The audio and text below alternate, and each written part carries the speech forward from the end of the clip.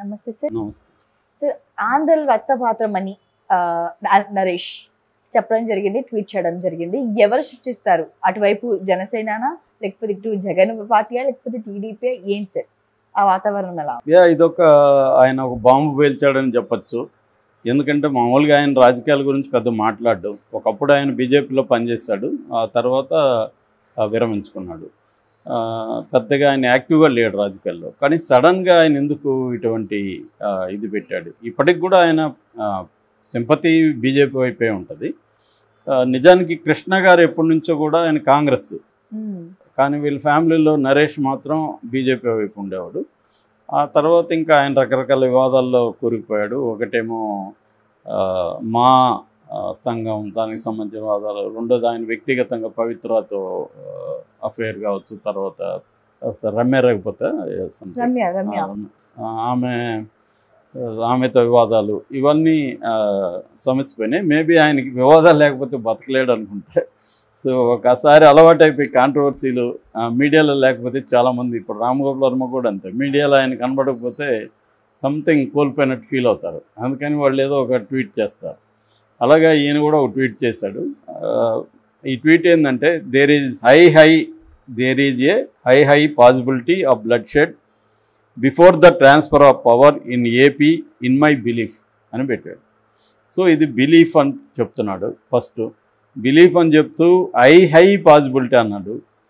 So ఈ రెండు విషయాలు కన్ఫ్యూజింగ్గా ఉన్నాయి. ఇప్పుడు బిలీఫ్ అంటే ఏంటి? ఇది మామూలు విషయం కాదు కదా. ఆయన చెప్పింది ఏంది? ఒక రక్తపాతం జరుగుతుంది అని చెప్పాడు. ఆ రక్తపాతం జరిగేదానికి చాలా చాలా అవకాశం ఉంది. హై పాసిబిలిటీ ఉంది అన్నాడు. ఒక హై కూడా కాదు, డబుల్ హై పెట్టాడు. సో డబుల్ హై పాసిబిలిటీ ఉన్న రక్తపాతం గురించి బిలీఫ్ అని చెప్తున్నాడు. సో నిజానికి ఇది చాలా ఇర్రెస్పాన్సిబుల్ ట్వీట్ అని చెప్పాలి. ఎందుకంటే నిజంగా నీ దగ్గర ఏమైనా ఇన్ఫర్మేషన్ ఉంటే దీన్ని నివారించాల్సిన కర్తవ్యం ఉంది. ఒకవేళ ఎవరన్నా రక్తపాతానికి ప్లాన్ చేస్తున్నారని మనకు తెలిస్తే మనం అది ఎలక్షన్ కమిషన్కి ఇవ్వాలి. అసలు బయట పెట్టకూడదు. దీనివల్ల ఇంకా గందరగోళం క్రియేట్ అవుతుంది. సీక్రెట్గా వెళ్ళి ఎలక్షన్ కమిషన్కి నీ దగ్గర ఉన్న, ఇదిగో నా దగ్గర ఈ సాక్ష్యం ఉంది, పలానా వాళ్ళు ఫోన్లో మాట్లాడుకున్నారా, లేకపోతే నీకెవరన్నా సీక్రెట్గా చెప్పారా, ఇది వాళ్ళకి చెప్పాలి. ఒకవేళ నీకు చెప్పిన వాళ్ళ పేర్లు చెప్పలేకపోయినా ఇలా జరిగే అవకాశం ఉంది, మీరు జాగ్రత్తగా ఉండండి అని వాళ్ళకి చెప్పాలి. దానివల్ల రక్తపాతాన్ని నివారించడానికి ఆయన వంతు కృషి చేస్తాడు. అది కాకుండా నా బిలీఫ్ అని చెప్తూ దీన్ని పెట్టడం వల్ల ఆయన ఉద్దేశం ఏంటి? ఫస్ట్ ఆఫ్ ఆల్, ఎవరైనా కూడా రక్తపాతం జరగబోతుంది అని చెప్పడం వల్ల మరింత రక్తపాతం జరిగేదానికి ఈయన దోహదపడతాడు తప్ప దాన్ని ఆపడానికి కాదు. ఆపాలనుకున్నప్పుడు ఈయన ఎవరికి చెప్పాలో వాళ్ళకి చెప్పాలి. కొంతమంది ఏమో వాదించవచ్చు అంటే, పబ్లిక్గా చెప్తే అందరూ జాగ్రత్తగా ఉంటారేమో, కానీ దానివల్ల భయాందోళన కూడా అవుతాయి. ఎవరిని నమ్మలేని పరిస్థితి. ఇప్పుడు దీని ద్వారా ఏమవుతుందంటే, కూటమి వాళ్ళేమో జగన్ సృష్టించబోతున్నాడు రక్తపాతం అని వీళ్ళు అంటారు. వీళ్ళేమో లేదు, చంద్రబాబుకు ఓటమి భయం పట్టుకునింది, చంద్రబాబే సృష్టిస్తాడు, ఎందుకంటే ఆయనకి చివరి ఎన్నికలు, సో ఆయన ఏం చేయడానికన్నా రెడీగా ఉన్నాడు ఈయన అంటాడు. వీళ్ళేమంటారు మళ్ళీ, లాస్ట్ ఎన్నికల్లో బాబాయిని చంపారు, ఈసారి ఎవరిని చంపుతారు అనేది వీళ్ళు అంటారు. ఇలాగా ఆల్రెడీ ఇటువంటి ఒక వాతావరణం అక్కడ ఉంది. సో దాన్ని ఈయన పెంచి పోషిస్తున్నాడు. అయితే వేరే సోర్సెస్ కూడా ఏం చెప్తున్నారంటే, ఏదో ఒక, అంటే వినికిడిగా బయట ఏం చెప్తున్నారంటే, ఏదో ఒక ఈసారి ఎక్స్ట్రీమ్స్ అక్కడ జరిగే అవకాశం ఉంది, అంటే వాతావరణం అలా ఉంది అనేది కొంతమంది చెప్తున్నారు. ఆ రకంగా చూసుకున్నప్పుడు ఈయనది కూడా ప్రెడిక్టబుల్, ఇది బిలీఫ్ అని చెప్పాడు, అందుకనే బిలీఫ్ అని చెప్పాడు ఆయన. ఎక్కడ మళ్ళీ ఆయన పట్టుకుంటారని చెప్పి, ఇది నా నమ్మకం అని చెప్పేశాడు. కాబట్టి నేను నమ్మకానికి ఆధారాలు ఏమి ఉండాలని పనిలే, నేను నమ్ముతున్నానని చెప్పచ్చు. సో ఓవరాల్ కానీ మనం ఆబ్జెక్టివ్గా చూసినప్పుడు ఈ కండిషన్ ఉందా, రక్తపాతం సృష్టించే కండిషన్ ఉందా అంటే, నేను గతంలో కూడా ఒకసారి చేస్తూ దస్తగిరికి ప్రాబ్లం ఉందని చెప్పాను. ఎందుకంటే ఇప్పుడు మేజర్గా మనం కానీ ఓవరాల్గా ఎలక్షన్ చూస్తే, ఎలక్షన్ క్యాంపెయిన్లలో ఒక ప్రధానమైన నెరేటివ్ తీసుకెళ్తూ ఉంటారు. ఇక్కడ తీసుకున్నప్పుడు మనకి రేవంత్ రెడ్డి ప్రధానమైన నెరేటివ్ ఏమంటే, అహంకారానికి ఆత్మాభిమానానికి మధ్య పోరాటం అన్న ఒక స్లోగన్ని బలంగా తీసుకెళ్ళాడు ఆయన. అంటే కేసీఆర్కి అహంకారం ఉంది, తెలంగాణ ప్రజలు ఆత్మగౌరవాన్ని తాకట్టు పెట్టకండి, అహంకారాన్ని మనం ఎదురిద్దాం, మనకి ఆకలితో అయినా ఉండగలం కానీ ఆత్మాభిమానాన్ని కోల్పోయి ఉండలేం అనే ఒక నెరేటివ్ని బలంగా తీసుకెళ్ళాడు.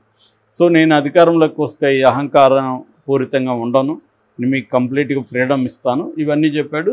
దానికి తగినట్టే ఆయన ఇంకా ప్రమాణ స్వీకారం కాకముందే ప్రగతి భవన్ గేట్ బయటంతా కూలగొట్టడం అవన్నీ చేసి జనాల్ని ఓపెన్గా లోపలికి అలో చేయడం, దానికి ప్రజాభవన్ అని పేరు పెట్టడం, ఇవన్నీ చేశాడు. సో అలాగా ఒక బలమైన నెరేటివ్ అక్కడ లేదు. బలమైన నెరేటివ్ ఒకటే ఉంది అక్కడ, ఏంటంటే జగన్ పరిపాలన పోవాలి, సైకో పోవాలి, సైకిల్ రావాలి. ఇంతకుముందు ఆ స్లోగన్, ఇప్పుడు సైకిల్ అనలేరు కానీ కూటమి రావాలి. సో జగన్ చుట్టూనే ఇక్కడ రాజకీయాలు ఉన్నాయి. జగన్ ఉండాలా పోవాలా అనేదే అక్కడ ఇది ఉంది. సో ఇటువంటి కాంటెక్స్లో జగన్ ఎందుకు పోవాలి అనేదానికి వీళ్ళ దగ్గర కాంక్రీట్గా చెప్పట్లేదు. అదే ఒకటి. రెండోది, జగన్ పోతే మేము వస్తే ఏం జరుగుతుంది అనేది కూడా ఈ కాంక్రీట్గా లేదు. అంటే అబ్స్ట్రాక్ట్గా జగన్ని తిట్టడం, జగన్ని పాతాళానికి తొక్కేస్తానని పవన్ కళ్యాణ్ మాట్లాడడం, జగన్కి పిచ్చి పట్టిందనో, జగన్ ఉన్మాదనో, జగన్ అరాచక పాలననో ఈ అడ్జెక్టివ్స్ వాడడం తప్ప కాంక్రీట్గా ఇప్పుడు అరాచక పాలన అంటే ఏమేం చేశాడు అనేది ఎక్కడా చెప్పట్ల. అరాచక పాలన అంటే ప్రజలకి ఆ అరాచక పాలన ఎలాగా ఇబ్బంది అయింది అనేది లేదు. రెండవది, మేము వస్తే ఏం చేయబోతున్నాం అనేది కూడా కొన్ని ఏవో ఇస్తున్నారు కానీ కాంక్రీట్గా లేదు. సో దానివల్ల ఏమవుతుందంటే ఒక నెరేటివ్ని తీసుకురావడానికి వైలెన్స్ నెరేటివ్ని బలంగా తీసుకెళ్తున్నారు. అంటే జగన్ వస్తే ఇంకా అరాచకాలు పెరిగిపోతాయి, సో రక్తపాతం సృష్టిస్తాడు జగన్ అనే చెప్తున్నారు. దానికి నిన్న కూడా పిఠాపురంలో రాయలసీమ గ్యాంగులు అని ఒక వార్త బయటకు వదిలారు. అంటే రాయలసీమ వాళ్ళంతా రక్తపాతంలోనే ఉంటారు, సో వీళ్ళు ఎక్కడికి వచ్చినా కూడా రక్తపాతం సృష్టించడానికే వస్తారు అనేది చెప్తున్నారు. ఎందుకంటే నేను కూడా రాయలసీమ, కాకపోతే మాది చిత్తూరు జిల్లా. సో రాయలసీమ అంటే ప్రధానంగా వాళ్ళ ఉద్దేశం కడప, కర్నూలు మెయిన్గా, ముఖ్యంగా జగన్ కడప కాబట్టి రాయలసీమ అంటారు కానీ మెయిన్గా అది. చిత్తూరుని పెద్దగా చిత్తూరు వాళ్ళు కూడా రాయలసీమగా ఫీల్ గారు, ఎందుకంటే తమిళనాడు కర్ణాటక బార్డర్ ఉంటుంది. నేనైతే అసలు రాయలసీమ నేను ఎప్పుడు ఫీల్ కాను, అది వేరే విషయం. సో ఏదేమైనా రక్తపాతం జగనే సృష్టిస్తాడు అన్న యాంగిల్లోనే ఈయన కూడా చెప్పాడా అనిపిస్తుంది. ఎందుకంటే ఇంకోటి కూడా అన్నాడు, before the transfer of power in AP, అంటే ఎలక్షన్లకు ముందే జరగబోతుంది అనేది ఈయన ఉద్దేశం. సో ఇప్పుడు ఎవరికి అవసరం ఉంది, రక్తపాతం ఎందుకు సృష్టిస్తారు అనుకున్నప్పుడు నిజంగా ఎవరు ఓడిపోతామని భయం ఉంటే వాళ్ళే సృష్టిస్తారు.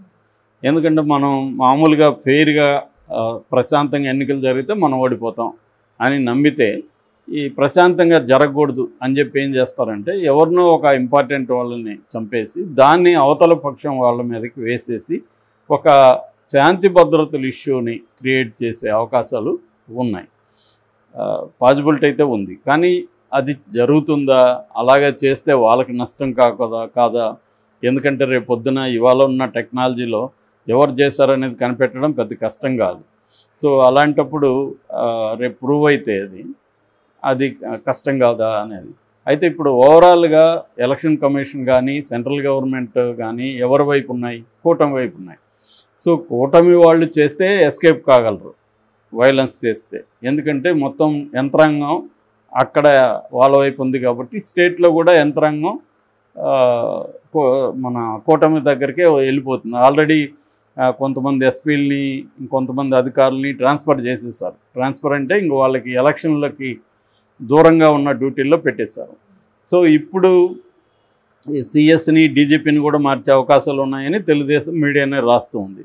సో మెల్లమెల్లగా ఏం చేస్తారంటే జగన్కి అనుకూలంగా ఉన్న అధికారుల్ని సిఎస్ అండ్ డీజీపీతో సహా మార్చేసి కూటమికి అనుకూలంగా ఉన్న అధికారులను పెట్టారనుకోండి, ఫర్ ఎగ్జాంపుల్ పెట్టిన తర్వాత కూటమి వైలెన్స్ చేస్తే పట్టుబడకుండా ఎస్కేప్ అయ్యే అవకాశాలు కూటమికి ఎక్కువ ఉన్నాయి జగన్ కంటే. ఎందుకంటే జగన్ ఏమైనా చేస్తే జగన్ని కంట్రోల్ చేయడానికి ఎలక్షన్ కమిషన్ స్ట్రాంగ్గా ఉంటుంది, సెంట్రల్ గవర్నమెంట్ స్ట్రాంగ్గా ఉంటుంది. కాబట్టి జగన్ చేసే పాజిబిలిటీ కంటే కూడా కూటమి చేయడానికి ఆస్కారం అయితే గ్రౌండ్ లెవెల్లో ఎక్కువ ఉంది. కానీ కూటమి అలా చంద్రబాబు అలా చేస్తాడా, చేయడం వల్ల ఆయనకి ఏంటి లాభం అనేది బిగ్ క్వశ్చన్.